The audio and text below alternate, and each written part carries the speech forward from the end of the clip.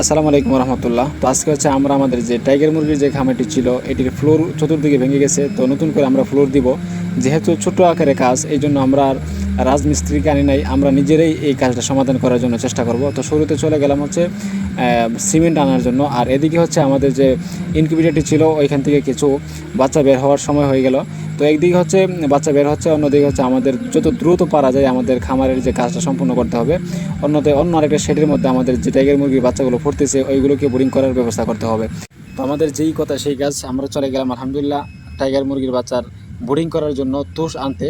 তো তুষ আনার জন্য আমরা চলে গেলাম।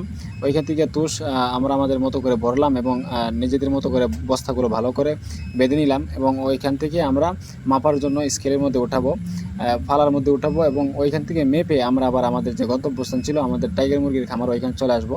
কারণ হচ্ছে আমাদের যে টাইগার মুরগির খামারটি যত দ্রুত পারা যায় তত দ্রুত আমাদের মেরামত করতে হবে। কারণ আমাদের অলরেডি টাইগার মুরগির বাচ্চা ফুটতেছে এবং আরও 2-1 দিনের ভিতরে আরও কিছু টাইগার মুরগির বাচ্চা ফুটবে। তো এই জন্য আমরা আমাদের যতটুকু পারা যায়, যতটুকু দ্রুত পারা যায় আমাদের টাইগার মুরগির খামারের কাজগুলো সম্পূর্ণ করতে হবে। তো যাদের টাইগার মুরগির বাচ্চা, বিভিন্ন বয়সের মুরগির বাচ্চা প্রয়োজন, অবশ্যই আপনারা স্ক্রিনে দেওয়া নাম্বারে যোগাযোগ করতে পারেন ইনশাআল্লাহ।